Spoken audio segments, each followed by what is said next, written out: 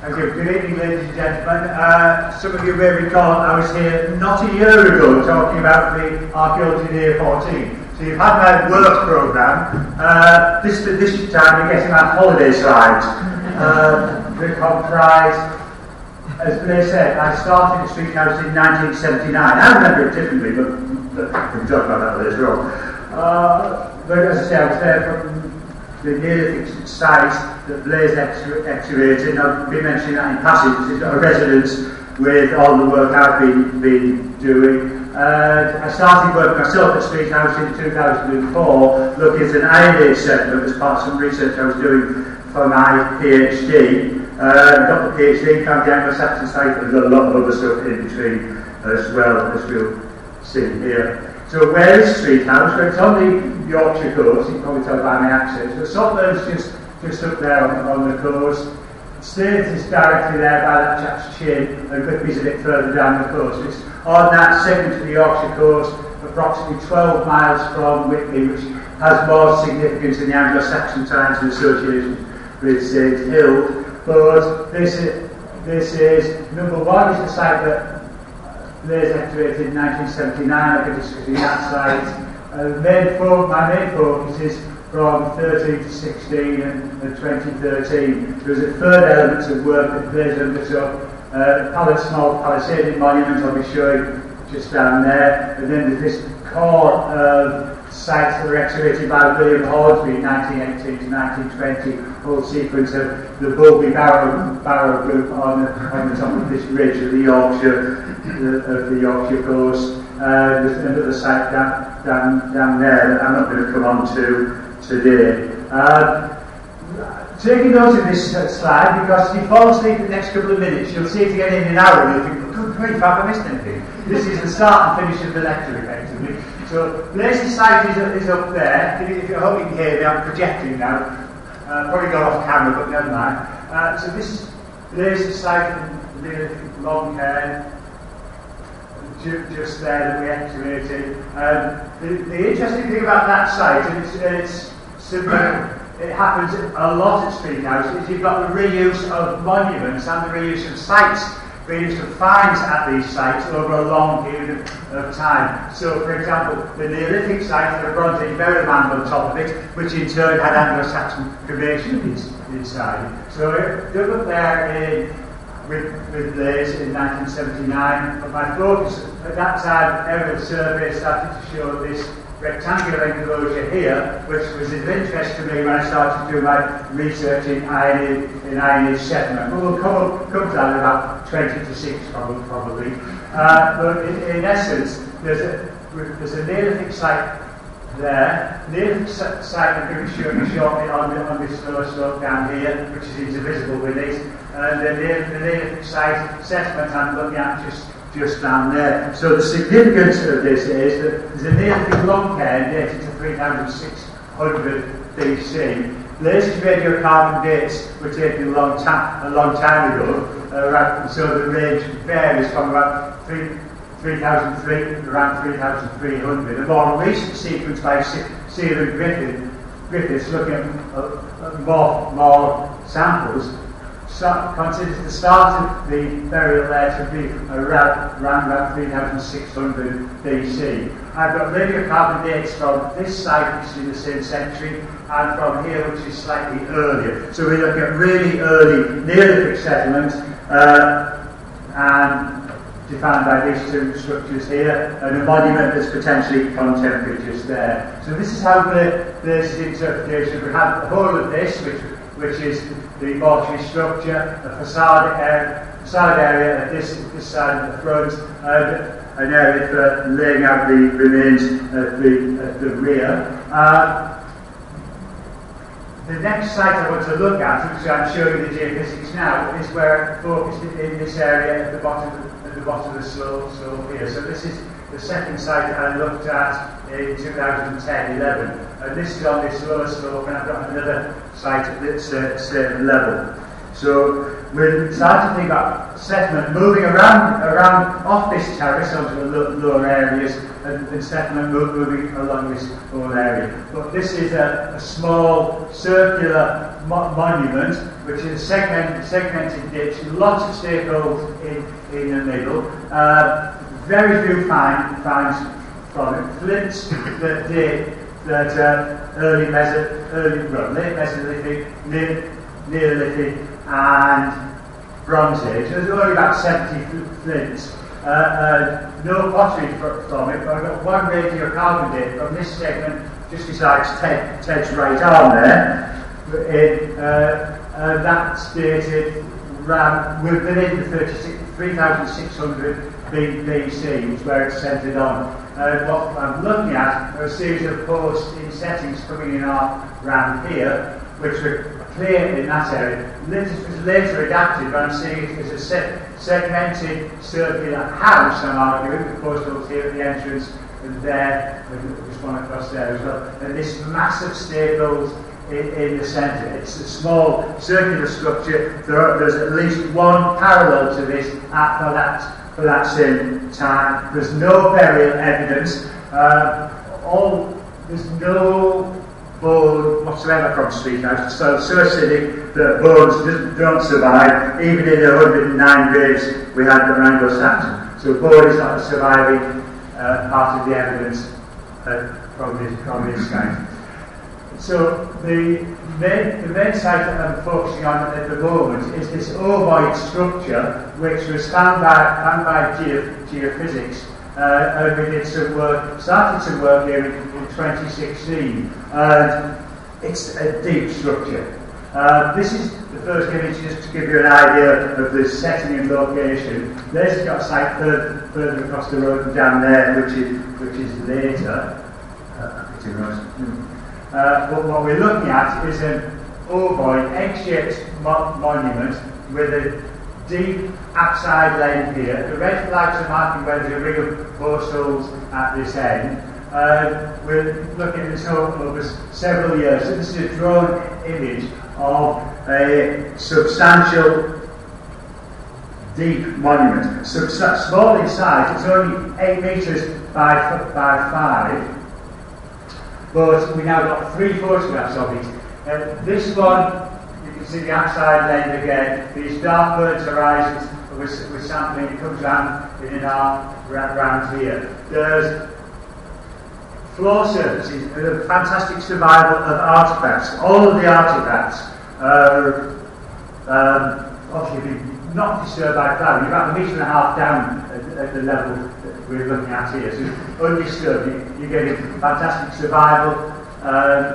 This other image is from the other side.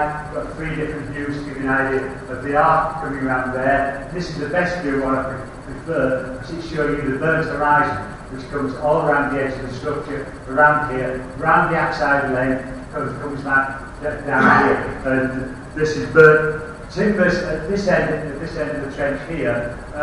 Where they're digging is approximately 3 metres below the present ground level. So you've got a very deep, sunken, almost shaft-like structure with 1,200 artefacts so far. We're not at the bottom. And I've got 7 radiocarbon dates from the site, 1 higher up, but 5 on this level, and they're all within the arc of 3,900 to 3,700 BC. So it's early Neolithic. The suggestion that it's on the cusp of the Mesolithic. The flint evidence supports that, as does the pottery. So this is a focused area. It's only 40 square metres, but we've got 1,200 finds. So there's a lot of artifactual evidence, environmental evidence.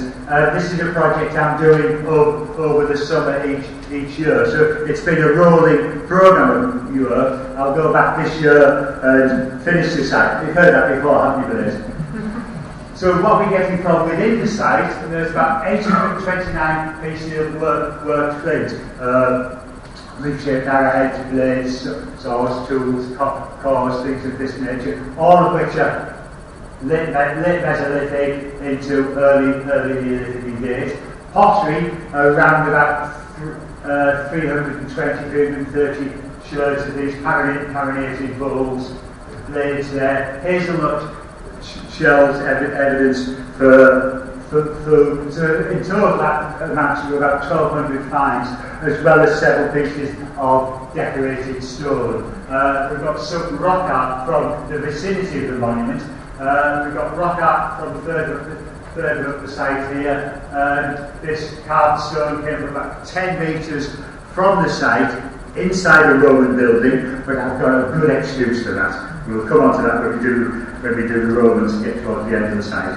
But this is clearly figurative rock art. You get that in monuments on the Yorkshire coast. There was about 12 pieces of rock art from blazes, palisaded site, and a smaller number of fragments of rock art from the Neolithic Longhead. But we've got a couple of pieces of burnishing stones and I think a small decorated pendant as well from very securely sealed contents within the outside end of this structure.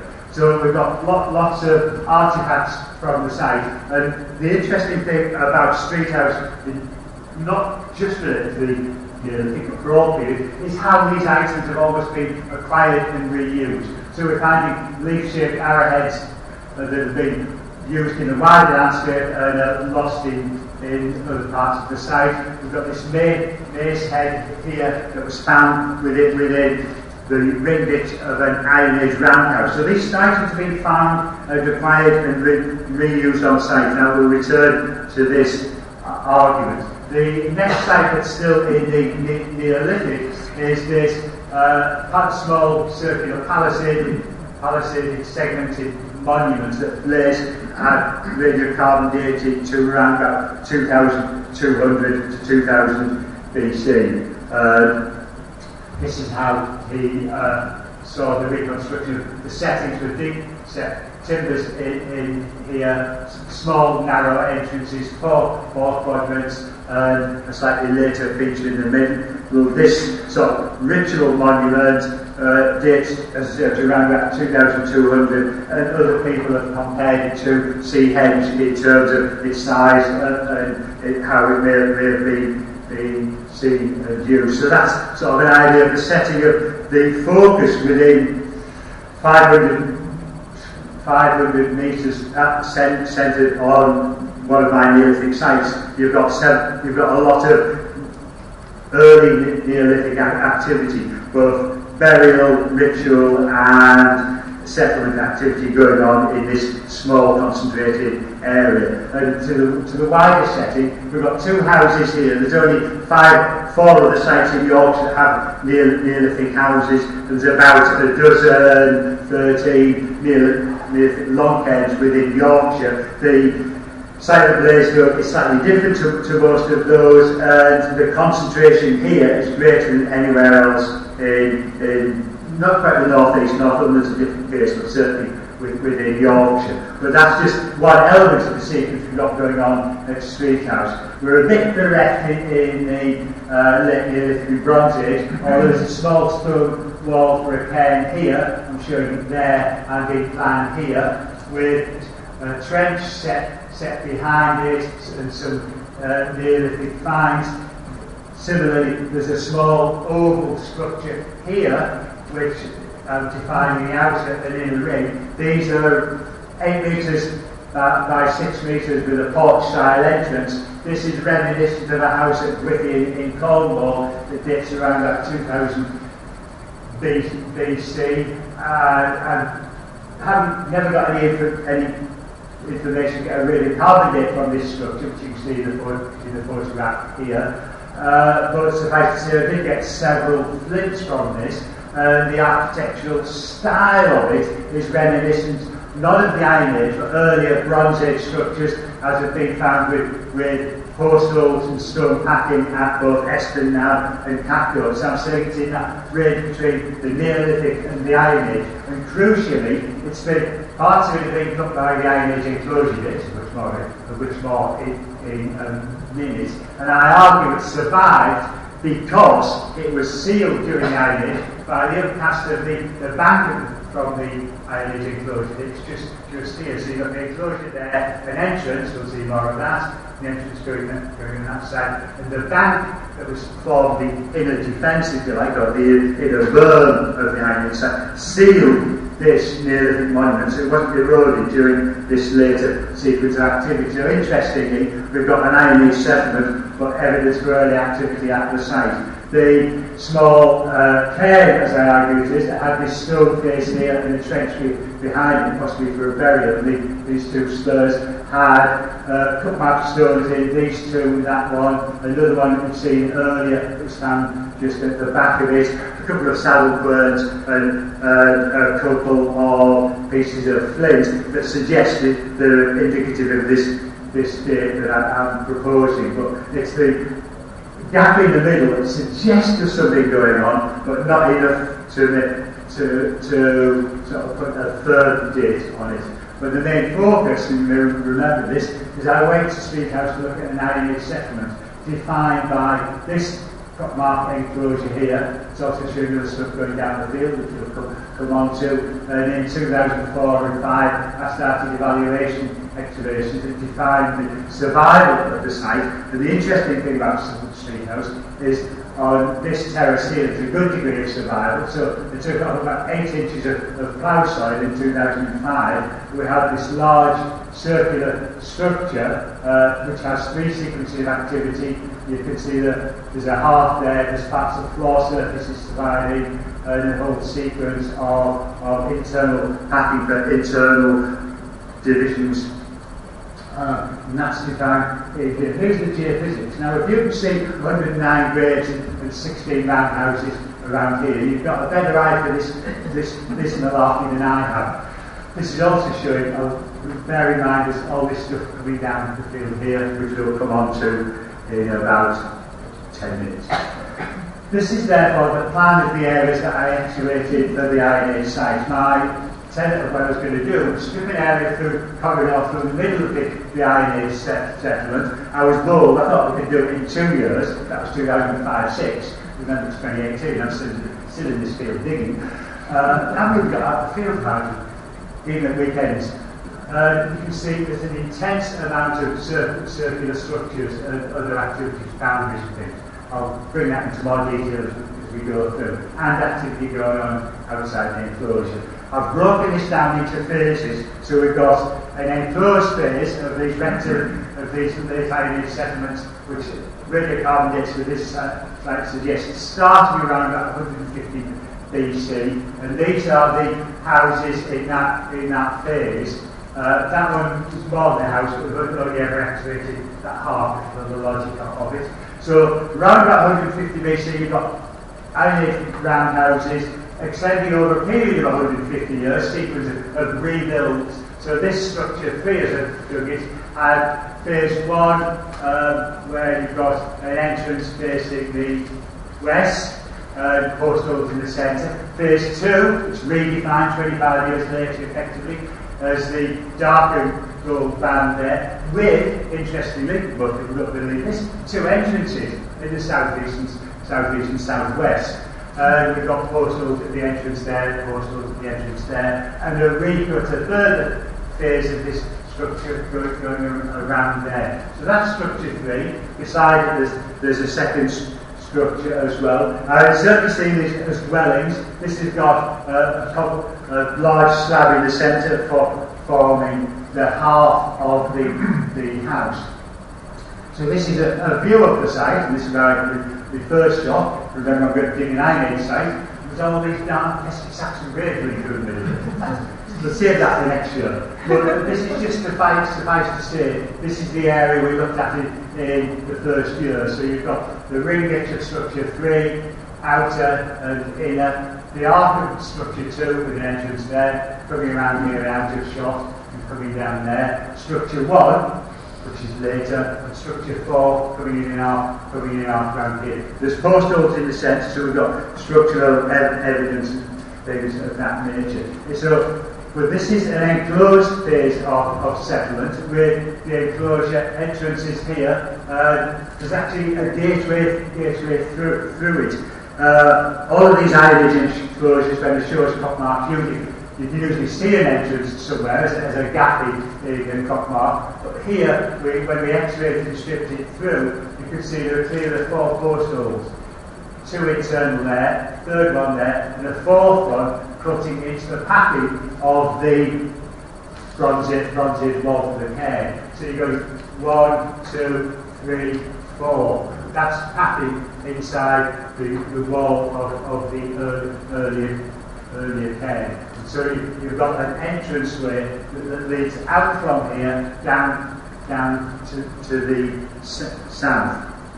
So what's going on inside this enclosure, and I'm comparing it to other Iron Age settlements in the area. The type of structure we got here, many of them are drip trench gully here are street house, but these are the ones through the Tees Valley. 12 in Hilton Thorpe, 18 Thorpe Hills, and we're coming back to some of these sites, because these are the sites that run into the later Iron Age, and this is important how the economy of these sites have developed. What happens at Street House, as happens at some sites, is that they develop over a period of time from farmsteads with 1 or 2 houses that are rebuilt with annexes and things into a more developed economy, as I would say. They've got more than 1 string to their bow. When they develop to this level, the structural form appears to change.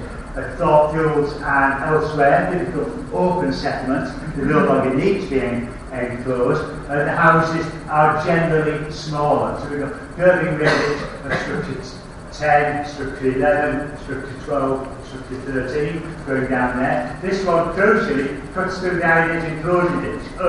Then you see, there's the sequence. But the radiocarbon dates support, this one's got radiocarbon dates for all of this sequence around about 50 BC to about 150 AD. So they're all coming in that period of 1 AD to 150. I'm seeing an economic change at this point as well, and I'm seeing, looking at that through the artifacts. So for my PhD, all sites had subsistence, which is pottery or animal bones, evidence for hearths and cooking and things of that nature, but then looked more focused into the finds from these 26 sites in the Tees Valley, so the sites that have evidence for display items or crafts or metalworking or textiles or other. So there's the focus there around Packcourt. We've got the DOMTC there at Street House, as you expect. We've got a similar level of focus around Thorpe Fuels with textile, metalworking, crafts and display artifacts. That says to me there's more going on at these sites, but it's crucially all of these sites are later in the Iron Age, almost running into the Roman period, certainly at Street House. So there's a more developed economic model, I argue, going on at some of these sites, which is another reason I got my career at Street House. So the sorts of things we're finding, evidence for crafts, spindle walls, you could also be finding, sorry, these are textiles, you could also be finding loom rates or weaving combs of that nature. We've got jet working at Street House, of which more later, buttons and things like that, miniature quernstone, and bizarrely, the roasting of these, collection and roasting of these ironstone nodules. To find one is a coincidence. Oh yes, it's a cannonball, the son of the Romans when it turned up. To find 20 in secure context, in ring ditches, in pits with other features, suggests there's something going on. To find them at the bottom of the cliff, and what they are is the ironstone nodules. And I argue 2 things are going on here. They're trying to develop an iron technology by roasting them, and they're using the iron as possibly as an ochre type of dye. That's a longer argument than we've got tonight. But to look at where the finds are coming from within the structures, you've got 2 sequences here. There's the lighter colour of items, which are the phase 1 items. You've got some display, 1 type of find in that structure, 2 types of find in structure 3, and similar smaller number in structure 2. in the sites, the smaller structures that are later in phase, you've got more evidence for activity going on in these houses out here. And also in a whole sequence of display craft items that are deposited in pits around the site, where you're getting one pit up here, just up there, had display items, had a quernstone. I often call these all transformers. And so the stuff you're getting in the pits, the transforming from quernstone will turn flat flour turn seed into flour. This similar pit had red ochre in it as a dye for the cloth. Salt for changing the taste of the food, and a piece of iron, which is obviously heated up, melted, transformed. It's gone from a stone into the shape of a spearhead, which we'll see in a minute. Display items like beads and things like this, or spearheads similar to the ones that have been found at Toffington and that are dated first century. Other display items in pits, fragments of vandals that have been broken up and fragmented. These are all from street house, or this small display miniature quernstone. That's 5 centimetres across. It's a model of a quernstone. It's that big. It's not necessarily functional, but you've got the hopper there, or pretend hopper. So these are symbols, if you like, display items. It's found in the term of Roundhouse 1. The Macehead that I showed earlier, clearly you would probably argue 1500 BC, but what's it doing in the back of structure 11? These items have been found, collected, curated. So what's going on at the street house? It's not just growing crops and breeding animals. I can't really argue the breeding animals, they haven't been born. But it's a bit of conjecture. Bear with me on that. So they're also making salt, and this is fundamentally different to what's going on in many other sites. We're finding salt working evidence at late iron sites in the Tees Valley, and it's occurring at Street House from another salt urns that have been found here. This is salt urn number 1. Within the feature, you've got part of the vessel, and defined it's here. See the plan there. That's a bit of it. There's another type where the roasting, dripping brine liquor onto an open half, and it's crystallising there. We're getting the crocks, these shaped vessels that are inside the half salted basis for it, all of which suggesting there's a through draft of air for the manufacture of salt. And this is question 1. I'll answer it now. Why is it happening at Street House, 170 metres above the sea? That's the first question for later on. So, hard evidence for it. This is where structure 1 was. It's within a little defined enclosure with a half salted there, a pit for brine there, a little pit there for the liquor. It has these ditches running around it. It's here, which is a defining area at the back of structure 6. Where does this stand elsewhere? Well, let's have a look at how it's in Lincolnshire, where you've got a similar structure and a similar type of arrangement, down to the same technology of using the handmade props that stand about that big. We've got a second salted, similar sort of size and shape, but there's a lot more going on. Briquetage material, lots of it here. Now, where's it found on site? We've got it focused around this area here, where you've got salted number 2, focused in that enclosure there, and some of these other ring ditches where we've got pits. It's a clear environment. The pits are slightly shaped. I argue that brine is really refined in stage 1 on the nearest beach, which is a skidding rope about a mile and a half. They didn't have to obviously in those days. Downhill to that downhill, and so they're bringing it up as a refined brine to work at Street House for two reasons. I'm functionalist. First of all, you get the half temperature. You work it all the time, 24/7. So you keep the half going. You're constantly putting more brine onto the fire and making salt. By which time you've got a valuable commodity. You're not doing it on the beach on the beach skidding rope, you're going to keep it within your community until you start to distribute it. And that's where street house gets more interesting. We'll come on to that. But that gives it the economic focus to bring in some of these luxury items, like the bangles I'm showing you, like the spearhead, the different clothes from outside the area. So it's moved from a settlement to a functional economic concern. And some people argue that you've got almost a change in the formation of how the settlement's working, with people living in individual family-sized units rather than the nuclear family of 10, 12 people in these larger round houses.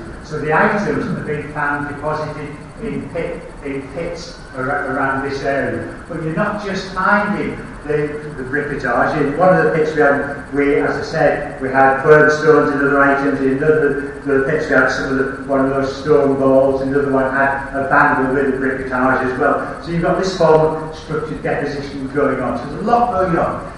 So this is street house. Where's the distribution pattern? Where else are they making salt in Yorkshire? Nowhere, There must be. I'm not conceding nothing to say we're going to make it for everybody. But no, I would argue they're probably making it in the Tees Estuary around there at some point. And I've had a look. It's where I started looking. I didn't believe it was bloody hell.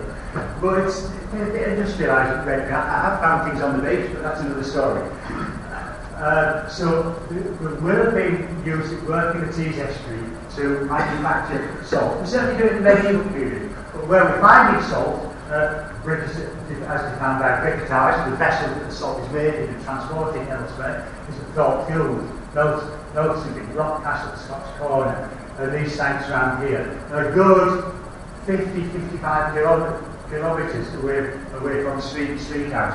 Wide social contacts at this time. Certainly not making salt around there. There's no saltons, and there's nowhere else that could be getting it from apart from around here. So we're talking this period when you've got distribution networks starting to happen, the redistribution of wealth and artefacts, such as perhaps in gold coins going back to street house. We might say that until next year. But also Iron Age coins, jewellery and things like that. So there's a lot going on at street house that's different to other settlements in the area, because many of them flourish, wither, then die, and things move on. Street house develops from the first century into the second. Remember, a long time ago, about 5 past, I was saying I did an evaluation to find this site in this corner, and also found the enclosure on the side there. It's part of the sequence of 6 enclosures coming down this side. In 2004, we found Roman pottery in this ditch here. And later excavations in 2009, this site here, we found part of the other side to this enclosure here, which you see on the plan there, which is a large, deep ditch which cuts through all of these smaller boundaries, which I argue are these are parts of the later field, later Iron Age field, cut by the rectilinear enclosures from the Roman period, and possibly even extrapolate between the middle. So that's the plan of it. That's what it looks like from aerial photograph, and that's the context. So we've gone from the Iron Age settlement that's abandoned, becomes an open village down here, through into a period of rectilinear enclosures in the Roman period. At present, I've only done about 5% of this field, but at present I've got like this gap between 150 AD and around about 300 when we started to get these ditches infilling with fines.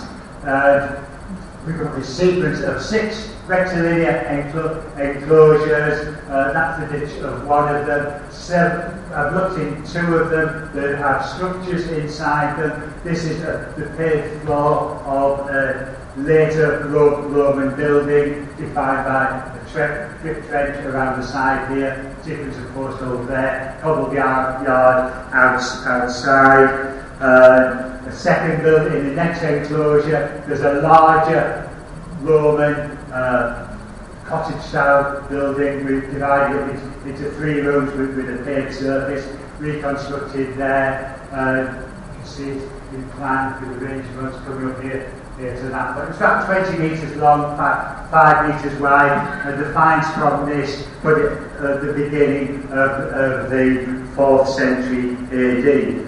So this is the plan of the site we looked at in 2013. This large building there, another oval structure just beside it. Calling it structure 2021. You will see a reconstruction of that in a minute. All of these are in the same sequence of Roman activity, rectilinear enclosure, which will change in time. Starting off before the paved surface we saw, we're looking at a cobbled surface on the right. We're at this point here. Cobbled surface on the side there, sequence of portals down the side, and this strip trench. And the finds from this are early 4th century in days. Later on, the cobbled surface overlies this, which we saw the image of, and a sequence of recut of portal here. The cobbles are overlaid by a soil horizon from which we're getting late 4th century material. The Hunt Cliff, where calcite gritted, where some slips of painted late 4th century pottery. So this is the very fag end of the 4th century going into the 5th century at this building and also next door. So we've got, structure 3, we'll bring out time here. So how these buildings look is different to those larger structures. We're getting smaller structures. A sunken feature building, number 23 here, a paved floor surface at the top there. A smaller, the large building I showed you earlier is cut down to this small structure here, and a paved platform on which they're making jets. We've got jet waste and debitage and jet items that have been manufactured at this site at that time. So in terms of reconstruction, you've got structure 22, probably a pathway leading through to 23, which is a sunken feature building, this small north room there, the paved structure over there. And what I argue is that the economy has changed at this point. We have got some quernstones, we're getting a whole series of different small-scale craft industrial activities occurring. This is another image of what the site's like. There's a small Roman pottery kiln here with the furnace at this end, the flue and the stacking area at this end that we recorded in plan at 4 levels going through there. This is similar to some of the kilns at Jamie's Crag at Cragbank, and again I'm thinking this is occurring in the 4th century. This is happening after that larger Roman building has been abandoned. We're starting to get jet working. We're collecting the jet on the foreshore, the jet nodules that is washed out of the cliff. These are being brought back to the site and turned on primitive pole lathes into forms of jewellery like this. There's lots of offcuts of the jewellery, wastes, things that have been broken. Clearly evidence that it's happening on site, so that the jet working is occurring here. It's also noted along the coast elsewhere. Red Pace found it at Newham. It was also found by Hornsby on the signal station at Goldsworth. There was all a small-scale craft type of industry to collect this and turn it into jewellery and things of that nature. We've got a whole sequence of pottery vessels from the abandoned floor of the structure at this time. So there's an awful lot going on here. What at Street House, but what I'm suggesting is occurring at Street House is that in the 2nd century, they're manufacturing salt and distributing it over this potentially large area. So far, I've shown you 2 salt urns. And in the last year, we found another one in the middle of the Neolithic house. I can't help it. it's just cutting into the structure down here. I'll show you on plan here. It's a rectangular thing coming out here. And what we've got are the props defined by these shaped stones, which you see here. Shaped, put in place with rectangles, and they're all defined around here to form a platform through which hot air is being conveyed. And now I argue that salt is important. It's most people have noted that it's an imperial product in that it's controlled by the military. And so what we're getting in Street House, more props from my Neolithic structure, part of the flue ceramic, it's a clay form structure with props around it, just here. These are where the stone parts of the props are, and the flue going out there. Consider part of this cut into here with the flue going out at that point. This is a 3D photograph that we took that's showing effectively the depth and the steps we're going down to get into this Neolithic house, which is coming around here, coming down there. And the salt working is something that is picked up and taken on board by the Roman imperial military into the second century, and that's why activity continues at Street House. That's the tenement of why Street House is becoming significant, and the geophysics is suggested was what initially led me to this whole structure in 2014-15. As I dug the Roman site in 2013, we found the pottery kiln, and we found, when we looked at the geophysics, there was a clear suggestion that there was another kiln just 10 metres to the east of it, which is why I came to look at this area here. And I foolishly said to some friends, come on, we'll do a hand excavation. We know it's only 20 centimetres deep plough soil slated to the horizons here. And we stalled, because at this point you're about 2 metres deep. I got to this point in the first year, got burnt deposit, got a radiocarbon date, and that radiocarbon date puts it at centres on 150 AD. It's roughly 50 to 225 AD. So this is I've got a late date, i.e. Roman date for the cutting of this feature, just in the 2nd century AD, which is contemporary stuff I've got at the other end of the field. So I've got the date, the structural shape, and the fines, kiln props, shaped stones, and the flue, suggesting to me that this industry is continuing down the field. What we saw here gives this signal we've got in the geophysics in other parts of the field. So I'm suggesting there's an industrial focus that has kept the activity ongoing at Street House. But that's the industrial aspect of it. The craft activities that are going on in the Roman time, jet working, spindle wall, whole sequence of beads, and individually these are strings of beads that are laid on a pole lathe and have gradations into them, so it can just be sawed into individual segments of beads. And I found others like it locally. Quernstones for cord, and grinding stones for pounding up other materials. Again, glass beads. These are all from Roman activities. There's a distribution of different finds in the two phases of the Roman site. I will tell you how to find out more about that, but I'm getting to the summation of what we've got. Everything happening in Street House. So you've got Neolithic burial mound, Neolithic settlement, you've got the radiocarbon dates for that. The Bronze Age house structure, the ritual sites of blazes, palisaded monuments, burial mounds in the environment, which I've never even got to yet.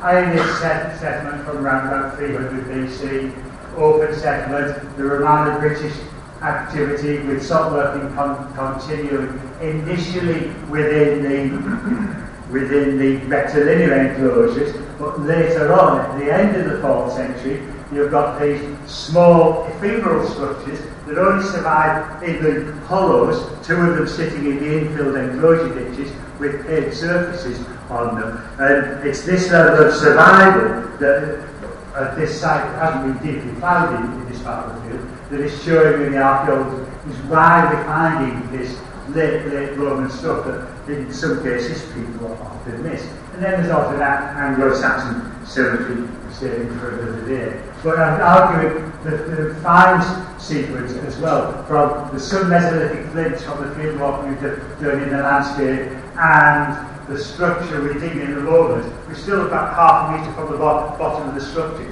and we've already calculated down to 3,900 at its earliest parameter. We've got 5 secure dates for that, with 2 more pending.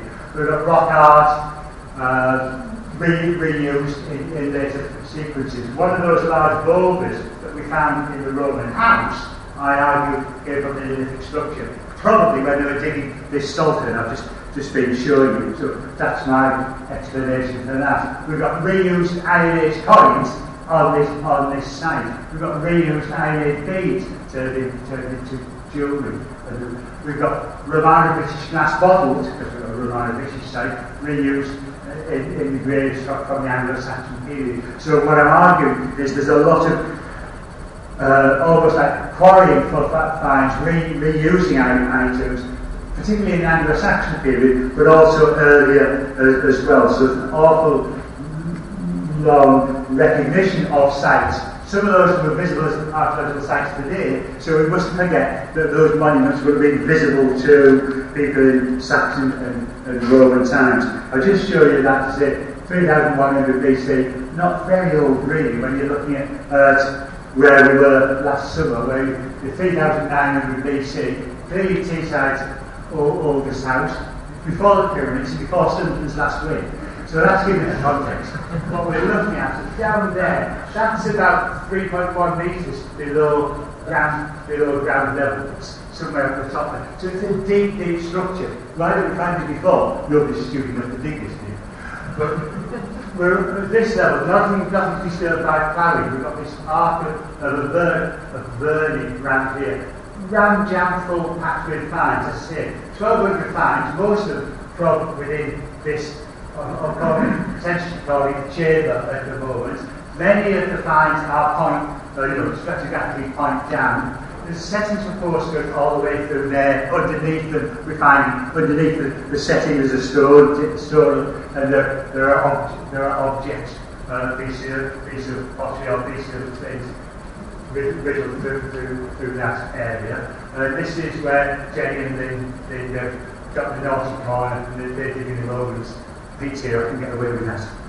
So, this is where, if you wake up now, you've got a shock. Just to sum it all up then, you've got Neolithic up there, and also round the edge here. There's a burial mound there, over there, and lots of them behind us here.